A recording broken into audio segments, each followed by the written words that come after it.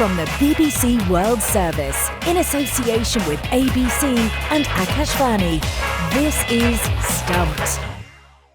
Hello and welcome to Stumped, your intercontinental hit of news, features and debate from the quirky world of cricket. I'm Alison Mitchell in London, although I'm shortly going to be heading to the airport and I'll be bound for Perth in advance of the Border Gavaskar Trophy, which I cannot wait for. And I am guessing, well, I know from watching social media that things are ramping up on that side of the world. And if I ever wanted to watch net practice, I'm not going to get anywhere near because of black cloths covering the nets. So much secrecy. And I'm Clint Wilden from Perth for the AVC. And Ali, looking forward to seeing you here on the western side of Australia. You're right. India are in town. It's been nothing short of chaotic as everyone tries just to sneak a little glimpse of the Indian players in their warm-up. They have put black cloths all the way around the WACA ground. You can normally look in and see the training area. Not to be, but people have been able to find spots. There's a big hill that overlooks the WACA. People have been standing up there to keep an eye on India training. It got to the ridiculous point where people who work in the WACA, even the builders who are currently in part of the redevelopments at the northern part of the ground, they're building a pool and new training facilities. We're told, even if you're taking a break, you're not to watch India train. You are not to put your phone up to get them to train. I think things have calmed down a little bit. Some common sense has prevailed. The media's been told that they will be allowed in across a few moments over the next couple of days to see India. But yeah, wherever they roll into town, there's always a bit of excitement, a bit of cloak and dagger stuff, and that's certainly been the case.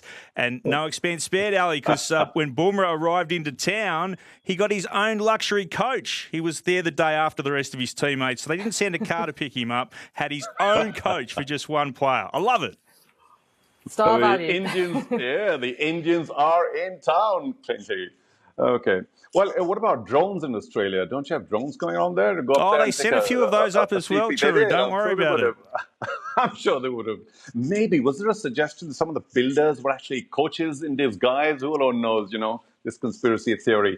Charu Sharma for Akashvani once again in Bangalore. Steady as she goes once again. Recovering week by week.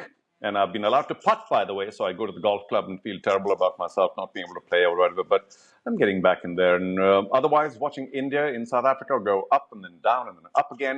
And of course, Pakistan's magnificent win in Australia, Clint, against Australia in the one-dayers. That was special. Jimmy Anderson was a fixture of the England Test team for most of the last 20 years.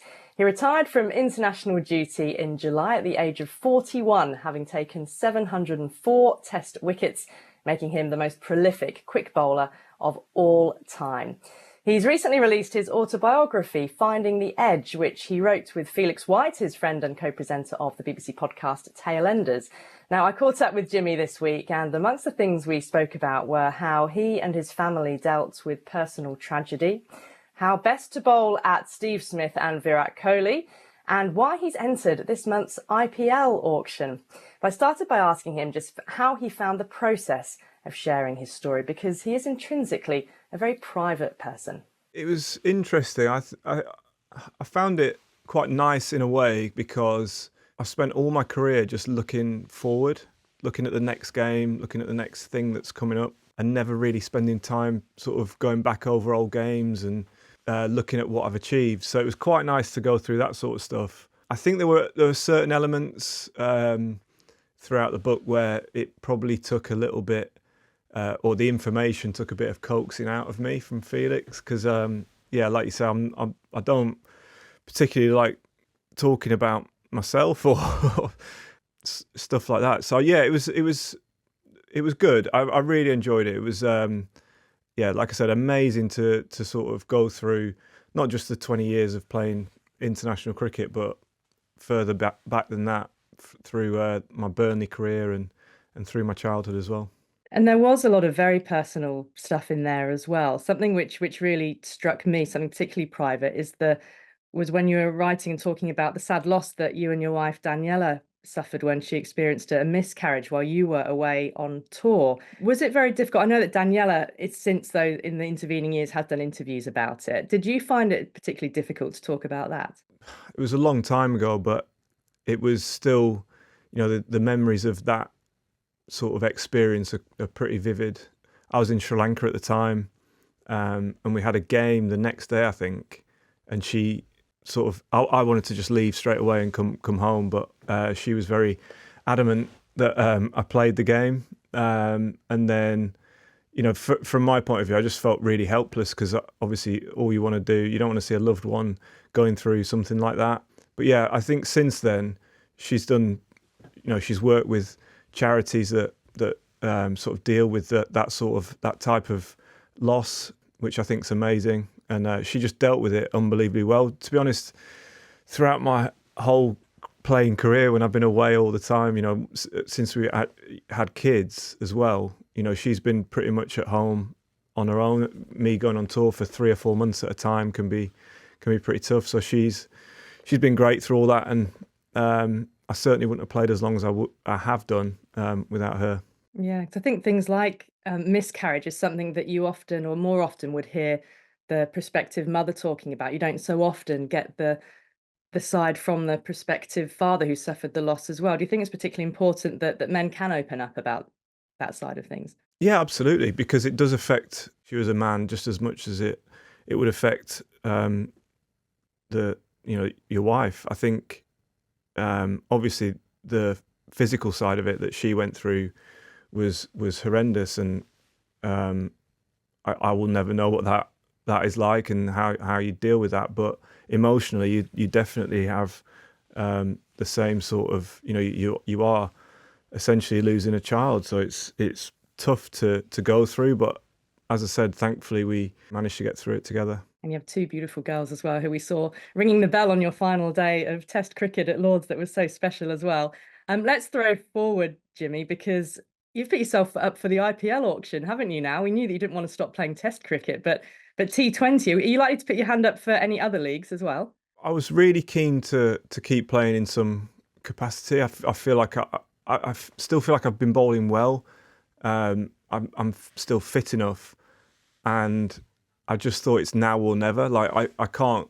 It's not something that I could come back to in 3 or 4 years and think, oh, do you know what? I wish I'd have played a bit more. I'm going to try it now. It's literally now or never for me. So I'd love to experience some cricket around the world. You know, I've never done a franchise league, and I've heard so much about it. I've obviously watched loads of it on the TV, and the IPL is the best franchise league in the world. So it'd be amazing to just experience that, let alone playing it. And yeah, I mean, I'm open at the minute. My mind's open to other stuff, whether it's domestic or franchise stuff. Obviously, I'm about to go on tour with England as a coach to New Zealand. So I've got half an eye on that as well. I want to keep my sort of eye in with that. But yeah, I just think, you know, for the next couple of years, I'd love to play a little bit more and squeeze as much life out of my body as I possibly can. Well, speaking of that, I mean, you are still in that England dressing room in a coaching capacity. I mean, Test cricket's been throwing up some remarkable stories still recently, hasn't it? With New Zealand beating India. India are now off to play Australia in the Border Gavaskar Trophy. As a cricket fan, do you look forward to series like that? Is the Border Gavaskar Trophy almost as big as an Ashes? Yeah, it's right up there. I think I love watching Test cricket regardless of who's playing. I just love the format. And obviously, I was very invested in that India-New Zealand series recently. I thought it was fascinating. And even, I mean, it's still frustrating for me now. I know I'm a coach and not a player, but seeing Pakistan play so well against England, I just think it's really encouraging for the world game. Obviously, Test cricket, there's been lots of questions about it and about the future of it. But I think you can still see, certainly in the players, that they absolutely love playing. And I think as long as the players have that love for the sport and keep promoting it and keep trying to entertain people, then I can see a future. But it's great for the game that it's throwing up these results. That India, Australia, it feels like, because India have just lost 3-0, do Australia have the upper hand? But you can never write off India. They've got so much quality in their side. And I just think it's going to be a really exciting series. Even though some of those Indian players are getting on a little bit, questions that you always got, wasn't it? You know, about your age, you hit your 30s, people start questioning. And of course, you have a series defeat. Rohit Sharma's 37, Kohli's 36, Ashwin's 38. I mean, what do you say about this side of that, an aging side? I've always hated that question about the age, as you know. I think if you're good enough, then players of those quality that you've just that you've just mentioned, Kohli, Rohit, and Ashwin, they're world class. That you don't lose that overnight. It's not something that just because you've turned 38 that all your ability and your talent disappears. I think from their point of view, it's probably more about a drive sort of thing. Like you have to keep pushing yourself to be the best you can be.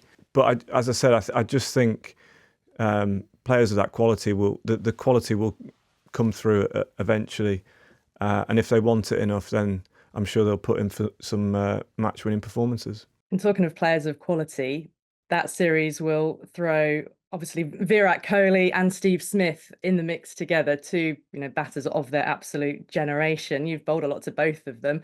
What was your thinking process when you're trying to work out those two in particular to try and get them out? Well, Steve Smith's someone that is quite awkward because he does move around a lot. He's got a lot of quirky mannerisms, and for me it was all about trying to stay in my own little bubble and not think too much about what he was doing, and just try and focus on where I was going to bowl the ball. And who was it? Did you say Virat? The other one? Yeah. So he was someone who I had success against in 2014 in England, and then he came back to England in 2018 and it felt like he was a different player. He'd gone away and worked really hard at his game. He left the ball well. He sort of coped with the swinging ball a lot better, and I didn't feel like I had as much success against him. I know I didn't have as much success against him, but he's someone who I feel like he's someone very similar to me in terms of the personality you see on the field. He's very driven, wants to get in a battle, wants to win that battle, very passionate about playing cricket for his country. So I always loved playing against him and those battles we had. But I also felt like it was a real feeling of respect when we were off the field. So if you had to say which was the most difficult to bowl to, Steve Smith or Virat Kohli, which would it be? That is possibly the hardest question to answer. We're here to challenge you. I'd say probably Virat, just because I feel like he's someone who can score anywhere around the ground, and on his day you just don't look like getting him out. And I always felt with Steve Smith, even if he got to 60 or 70, he'd still have a chance. And I know he's got big runs against England, and I might not have had a huge amount of success against him in recent times, but just Virat stands out probably in the last 10 years of being one of the best batters in the world. And you had a nice moment with him, didn't you, that you describe in the book when you were walking off the field one day in one of your most recent later tests? Yeah, it was the test match that was meant to be at Old Trafford but was cancelled because of COVID, and we played it a year later, I think, at Edgbaston.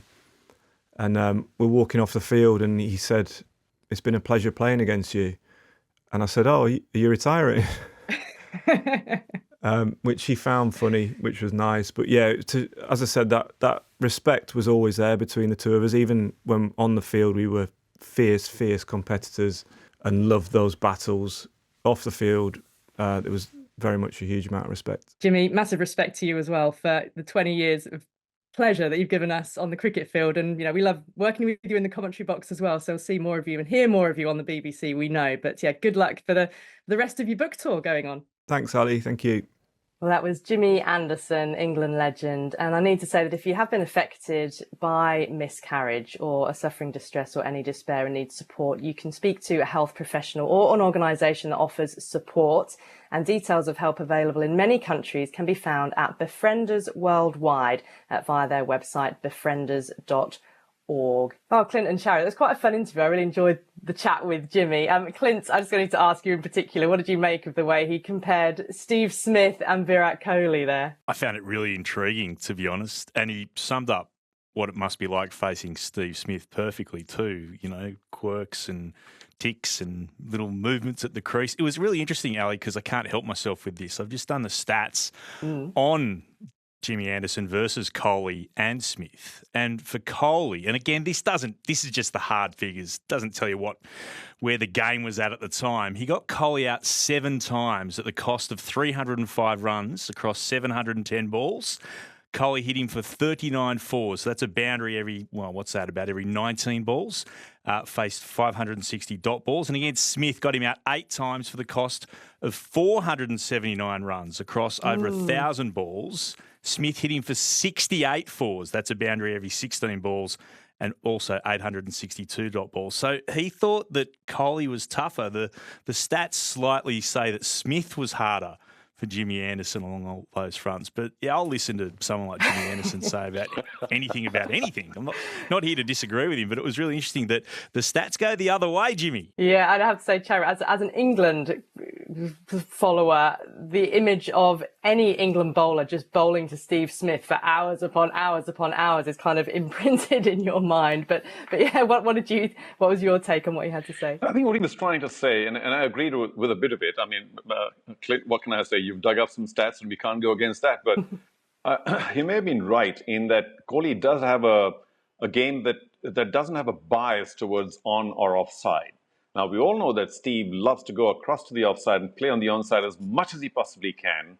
And you keep wondering how much outside off can I bowl? Well, he keeps clipping it onto legs. So maybe Steve is just a little more predictable, while against Virat, you don't quite know where to bowl because he can hit you any part of the field. And in a test match in a more classical manner is about all I can glean from that. But, I mean, perhaps the stats don't lie, or perhaps they've played a lot more, and the conditions in Australia and England might be somewhat more similar. So there are times when somebody from India could go to England and have a really poor series because of the moving ball. So all of that might be, thrown into the mix here. Who knows? I've got to say this. Somebody or the other, thanks to this interview, Alison, from Australia or India, might just pick up another conspiracy theory saying, oh, Jimmy's now working for India to try and destabilize Steve Smith and Australia batting. If anything, that will fire Steve Smith up. Yes, I think so. What about this IPL mega auction, Cherry? I mean, what chance do you think he has of actually being picked up? You know, he does say that he doesn't want to play too much. It's tough to be away from home, and he's actually a coach now. So all of that's not going to work in favor of him. I do feel for Jimmy, because my simple answer would be, no, I think there's a very, low chance of him being picked up in an auction. But, I've often said, I know a thing or two about auctions, that it's a sort of a wild, untamed animal. And you never know. A couple of guys might get stuck into Jimmy, and then all of a sudden there'll be a decent price for him. Or it could be a situation where one team, towards the end of the auction, requires another overseas player. And they say, well, why don't we pick up a bargain basement situation for Jimmy? I mean, no disrespect, but they're looking for heavy contributors in the fast bowling department, people who can bat a bit as well, although now, of course, there's this impact something in the IPL. So he had some very good words to say about the IPL, so he's certainly got his PR right. And I hope some coach said, Jimmy, come on, take a look at what goes on here. Well, that's all we've got time for on this week's Stump. So my thanks to Clint Wilden, to Charis Sharma, and to all of you for listening. And we'll see you again next week. Until then, bye-bye.